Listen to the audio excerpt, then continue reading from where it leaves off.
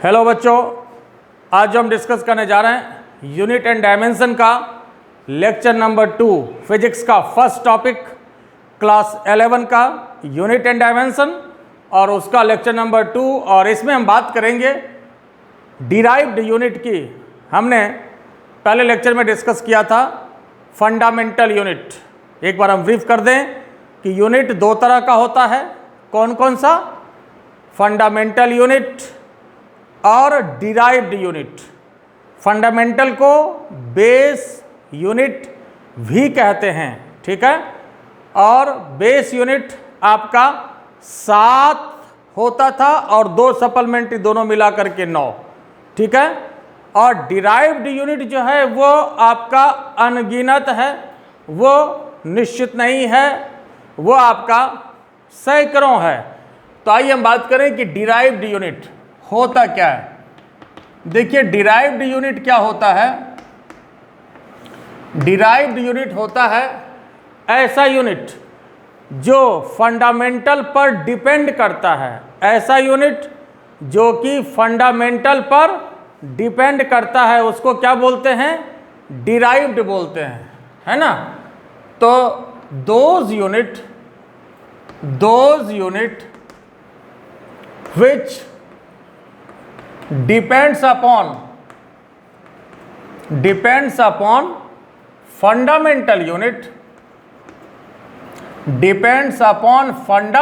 unit, या base unit. Fundamental को base unit भी कहा जाता है, इज नॉन एज क्या कहा जाएगा? डिराइव्ड यूनिट कहा जाएगा।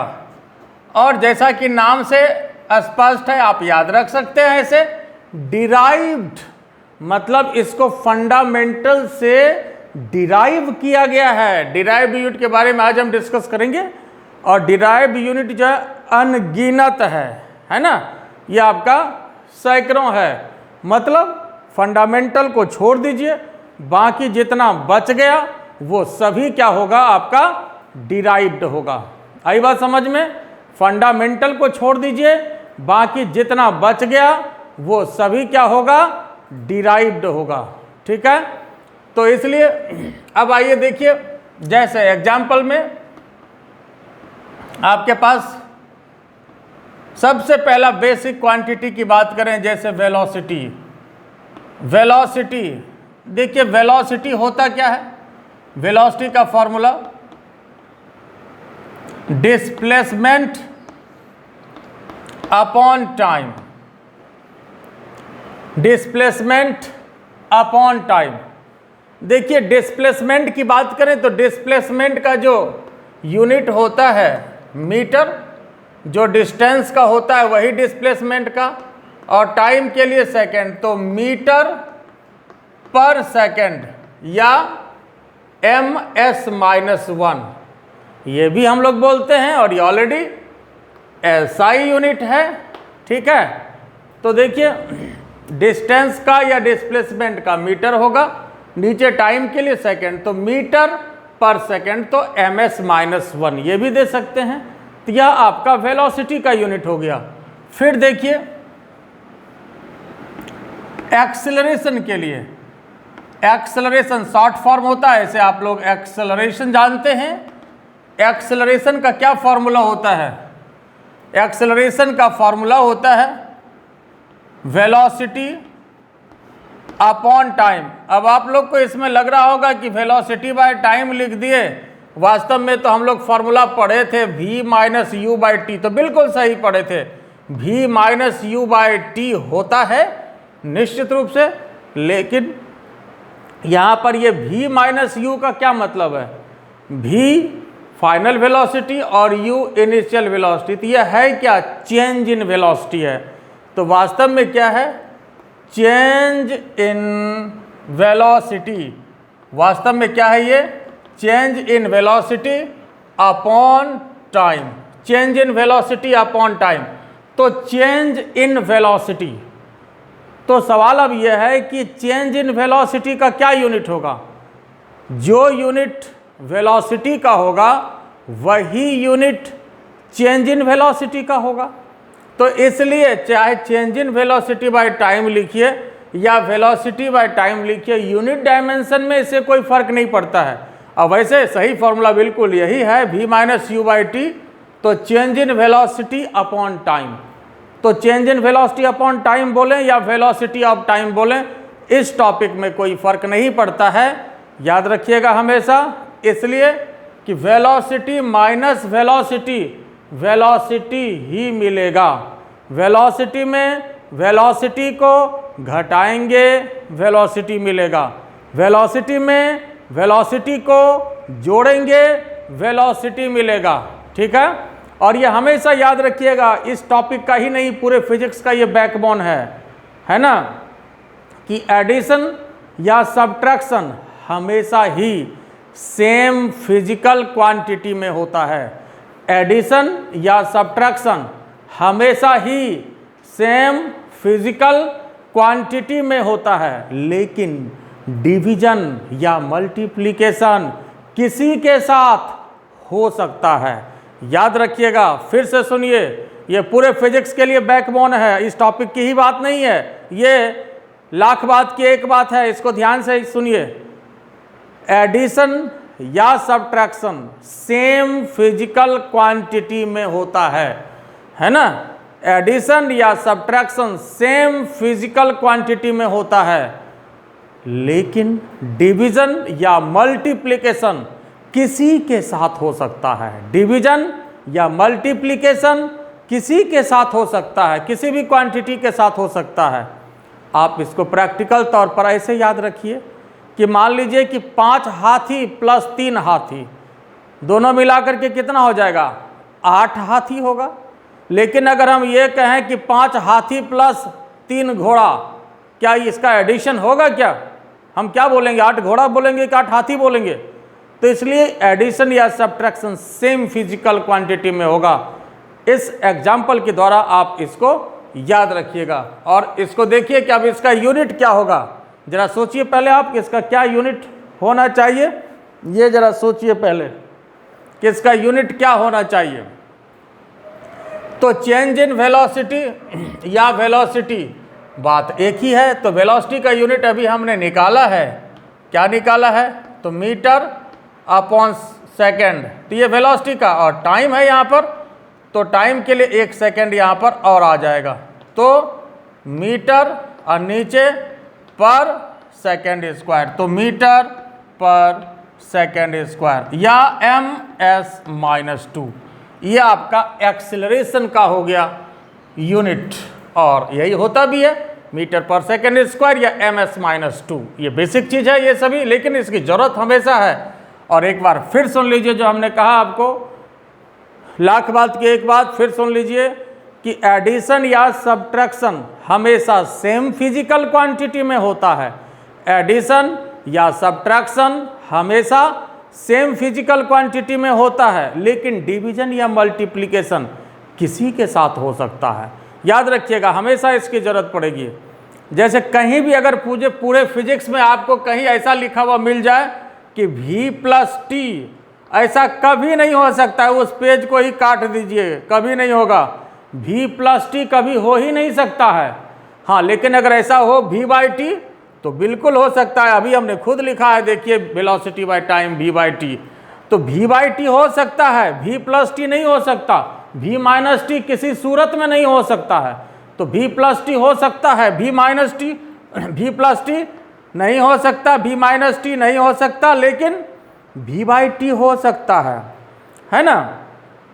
जैसे force plus displacement F plus S किसी सूरत में नहीं हो सकता है, लेकिन फोर्स इनटू डिस्प्लेसमेंट हो सकता है।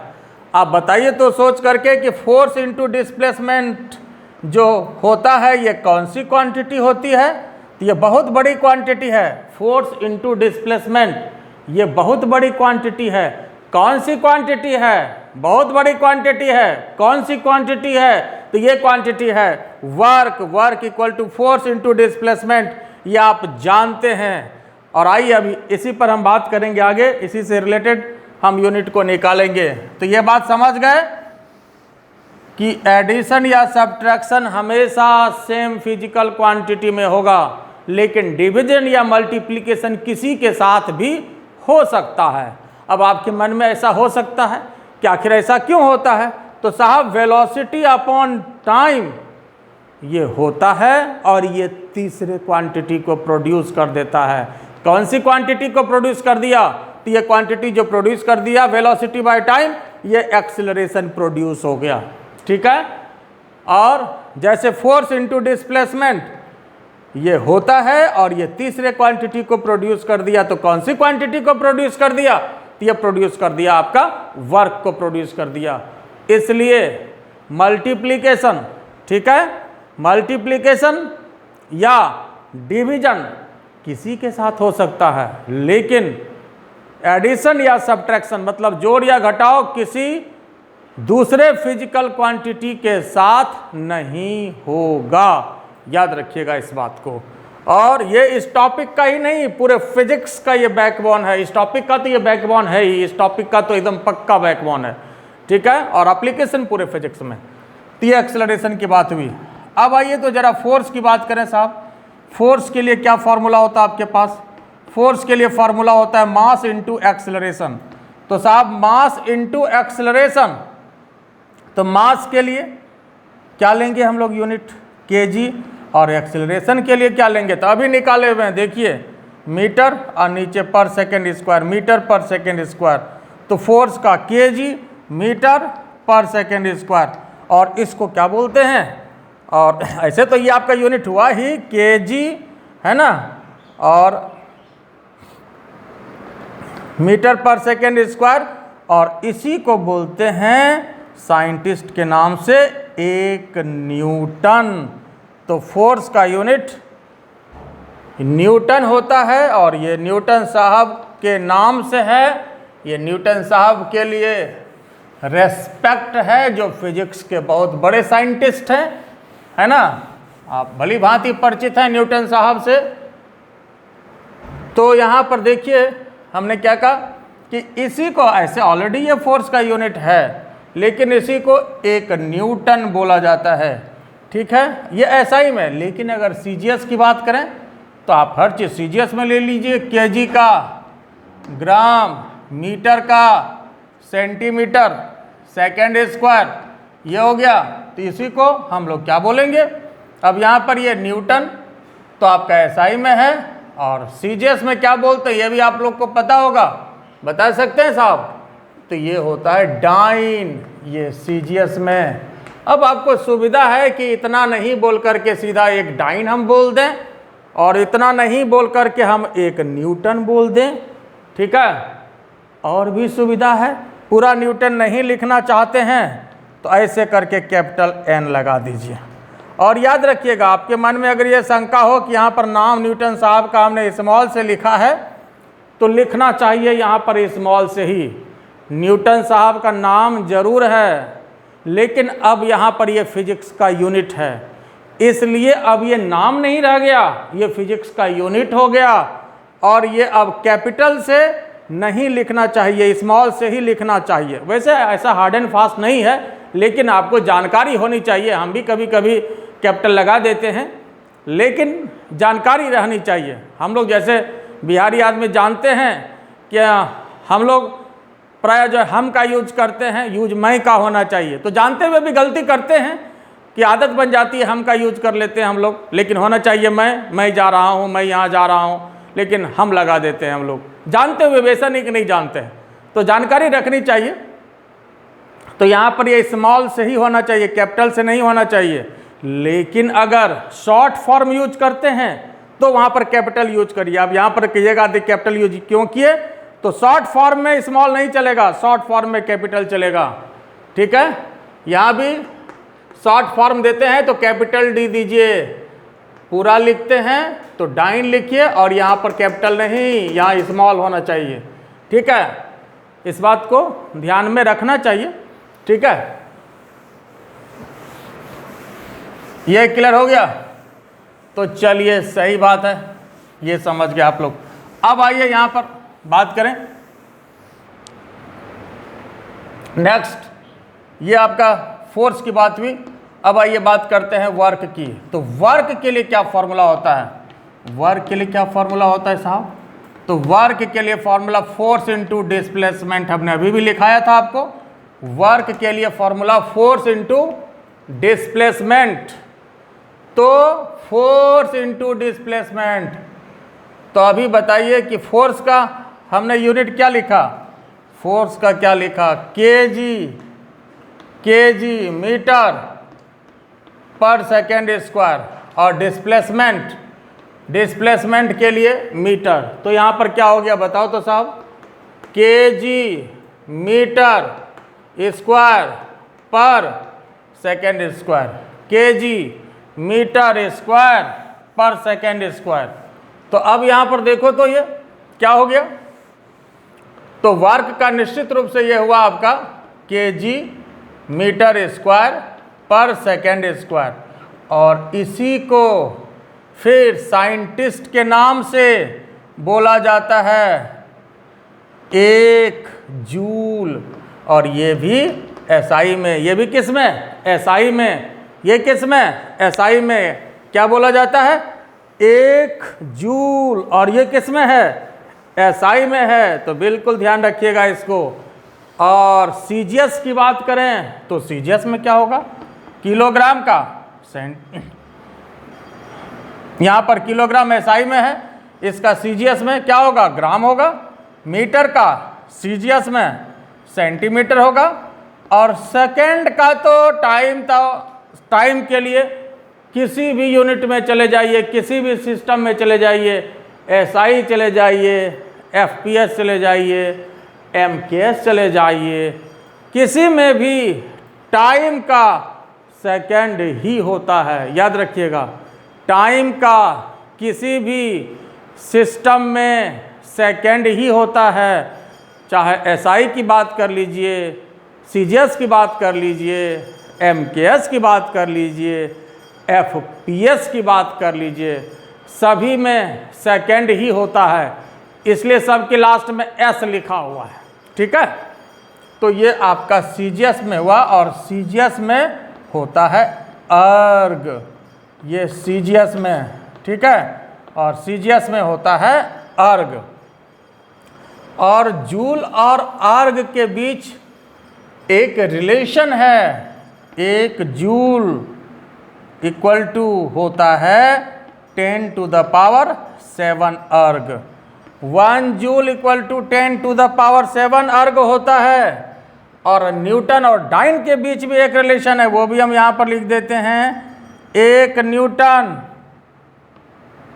Equal to 10 to the power 5 dyne. 1 newton equal to 10 to the power 5 dyne. 1 newton 10 to the power 5 dyne, और 1 joule equal to 10 to the power 7 अर्ग। अब आपके अगर मन में हो सर ये कैसे आता है, तो यहाँ पर इस चीज़ को प्रूफ भी किया जा सकता है ना। इसको यहाँ पर हम लोग प्रूफ कर सकते हैं। आइए हम आपको एक प्रूफ करके दिखाते हैं, बाकी आप खुद से कर लीजिएगा। ये थोड़ा खाली समझ लीजिए, तो फिर कोई दिक्कत वाली बात इसमें नहीं होगी। ज़रा ध्यान दीजिए यहाँ पर।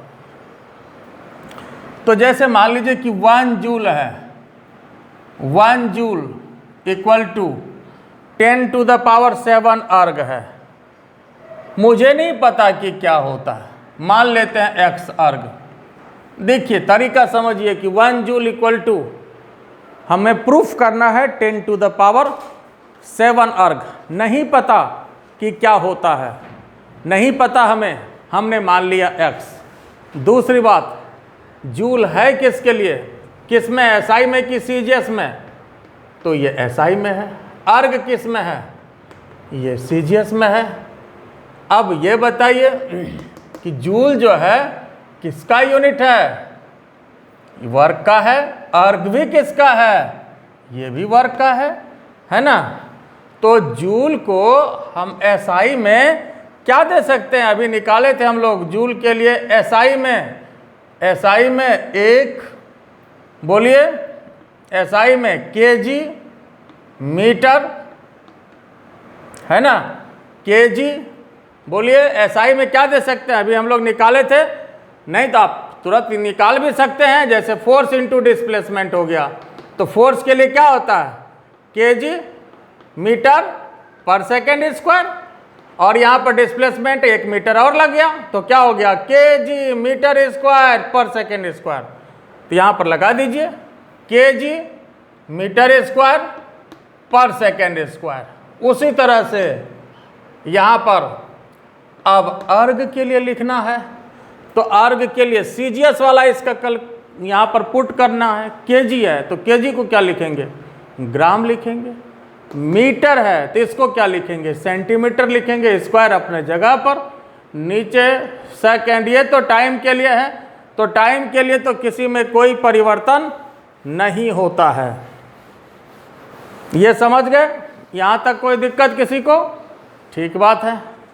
तो अब यहाँ पर देखिए, फिर एक बार यहाँ पर सुन लीजिए, हमने क्या कहा कि 1 जूल इक्वल टू, मान लेते हैं कि एक्स अर्ग, 1 जूल इक्वल टू क्या किया, एक्स अर्ग मान लेते हैं।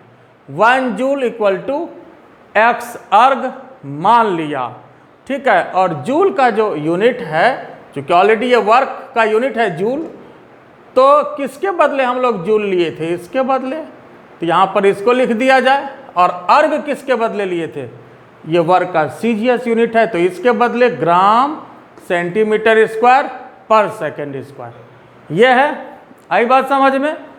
तो अब यहाँ पर ध्यान देने वाली बात ये है कि x को निकालना है। टारगेट हमारा क्या है, टारगेट क्या है, x निकालना है। क्या टारगेट है, x निकालना है, x को निकालना है, ये टारगेट है। तो x निकालना, तो x को इधर लिखिए और बाकी को इसको इधर भेजिए, ठीक है। तो क्या हो जाएगा, 1 केजी मीटर स्क्वायर, नीचे पर सेकेंड स्क्वायर, ऊपर सेकेंड स्क्वायर इसको कर लीजिए, और नीचे ग्राम सेंटीमीटर स्क्वायर। ध्यान दीजिए यहाँ पर, तो हमने यहाँ पर क्या क्या ध्यान दीजिए, तो x लिखा और इसको इधर भेजा तो सेकेंड स्क्वायर है ना, और इसको नीचे कर दिया तो ग्राम सेंटीमीटर स्क्वायर। यहाँ तक देख लीजिए, पहले यहाँ तक किसी को कोई कष्ट हो तो बोलिए, यहाँ तक देख लीजिए, यहाँ तक क्लियर है, कोई तकलीफ इसमें, तो चलिए अच्छी बात है। अब यहाँ पर हमको करना क्या है, इस चीज़ को ध्यान दीजिए। क्या करना है, सीजीएस में निकालना है। क्या करना है, सीजीएस में निकालना है। तो हर एक चीज इसमें सीजीएस में होना चाहिए। Everything should be in CGS. हर एक चीज किस में होना चाहिए, सीजीएस में होना चाहिए। इसमें हर चीज सीजीएस में होना चाहिए। तो ये तो सीजीएस में है ही, तो इस दोनों को बदलना है। ये तो सेकंड वाला है, ये तो सीजीएस में ऑलरेडी है, ये है। तो केजी को हमको सीजीएस में बनाना है। 1 किलोग्राम में कितना ग्राम, तो ये 1 किलोग्राम में कितना ग्राम, 1000 ग्राम। अब 1 मीटर में कितना सेंटीमीटर, 1 मीटर में 100 सेंटीमीटर, और उसके बाद इसका स्क्वायर कर दीजिए, और नीचे यहाँ पर ये सेकेंड स्क्वायर अपने जगह पर है, और यहाँ पर जो है सेकेंड स्क्वायर, नीचे ग्राम सेंटीमीटर स्क्वायर। यहाँ पर पॉइंट ऑफ मिस्टेक में आपके पास ये है कि यह जो है सेंटीमीटर का स्क्वायर है यहाँ पर, इसलिए ये 2 बार लिखिएगा। ये पॉइंट ऑफ मिस्टेक, 1000 ग्राम और ये स्क्वायर है तो 100 सेंटीमीटर, और यहाँ भी 100 सेंटीमीटर, सेकेंड स्क्वायर अपने जगह पर, और नीचे जो है यहाँ पर ये second square gram centimetre square. ये क्लियर हो गया, ये समझ गए। तो अब इसमें ये सब तो कट हो जाएगा आपका, सेकेंड स्क्वायर ग्राम ग्राम कट, सीएम ये भी कट, सीएम साहब भी चले गए। तो यहाँ पर देखिए 3 0 2 5 0 2 7 0, तो 10 टू द पावर 7। तो एक्स का वैल्यू कितना आ गया साहब, 10 टू द पावर 7। अब इसी चीज़ को अब यहाँ पर पुट कर लीजिए, हो गया। तो 1 joule equal to 10 to the power 7, और ये अर्ग, ये बात साबित हो गया। 1 joule equal to 10 to the power 7 erg. ये बात प्रूफ हो गया, ठीक है। बोलिए इसमें कोई दिक्कत है? ये समझ गए? देख लीजिए, इसमें लिख लीजिए। तो ये साबित हो गया कि 1 जूल में कितना अर्ग होगा, तो 10⁷ अर्ग होगा। और 1 न्यूटन में कितना डाइन होगा? 1 न्यूटन में कितना डाइन होगा? 10⁵ डाइन होगा। 1 न्यूटन में 10⁵ डाइन होगा। आइए उसको भी हम प्रूफ कर देते हैं। मन में वो सर इसको किए, जरा उसको भी कर दीजिए। तो चलिए हम न्यूटन डाइन को भी हम प्रूफ कर देते हैं। तो पहले तो याद रखिएगा 1 न्यूटन बराबर कितना डाइन? 10⁵ डाइन। लेकिन हमें नहीं पता, हमें प्रूफ करना है। तो प्रूफ जब करना है तो हम मान लेते हैं कि 1 न्यूटन बराबर क्या मानेंगे? x डाइन मान लेंगे। 1 न्यूटन इक्वल टू कितना डाइन? 1 न्यूटन इक्वल टू कितना डाइन? x dyne. और ध्यान रखने वाली बात है, जैसे ये SI में है और ये किस में है? ये किस में है साहब? ये जो है CGS में है। और किसका यूनिट है? फोर्स का है। न्यूटन किसका यूनिट है? फोर्स का है। डाइन भी फोर्स का है। ये SI में है और ये किस में है? CGS में है। ठीक बात है।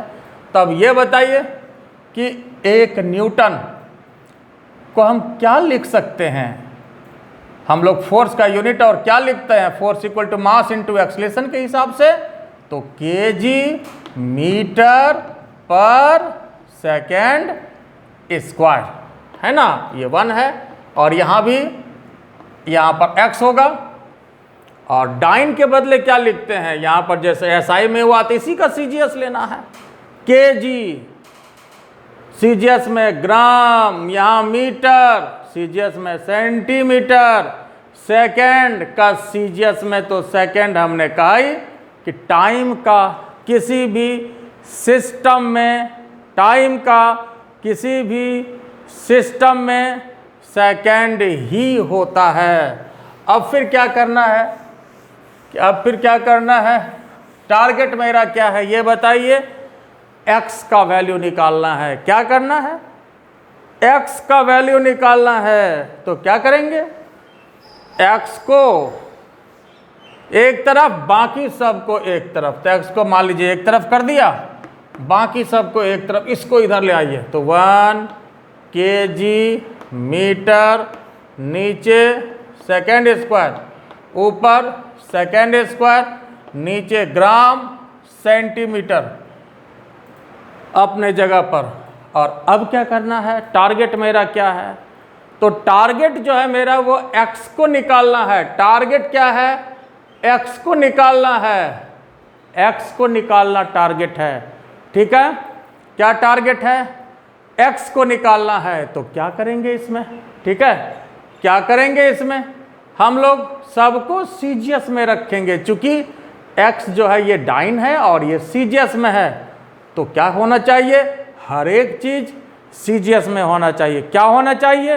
हर एक चीज CGS में होना चाहिए। Everything should be in CGS। Everything should be in CGS। तो यहां पर देखिए साहब, इसको CGS में बदलिए। 1 किलोग्राम में कितना ग्राम? 1 किलोग्राम में कितना ग्राम? 1000 ग्राम। 1 मीटर में कितना सेंटीमीटर? 100 सेंटीमीटर। बस यही तो 2 बदलना था, बाकी अब कहाँ बदलना है? बाकी तो अब कोई दिक्कत वाली बात है ही नहीं। बाकी तो सब कटने छटने वाली बात है। तो जो कटे कटाइए, जो बचे बचाइए। बाकी यूनिट वाला मैदान तो साफ हो गया।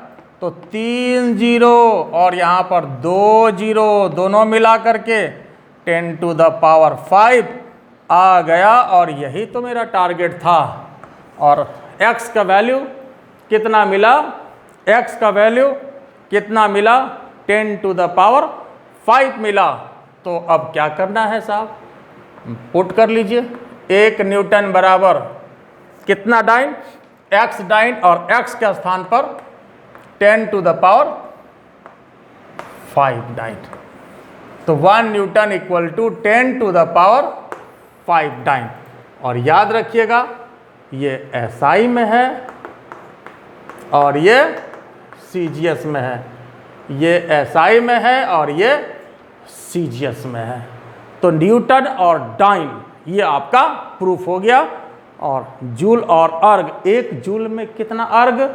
10 to the power 7 erg. 1 joule में कितना अर्ग? 10 टू द पावर 7 अर्ग। ठीक है, तो याद रखना है इस बात को।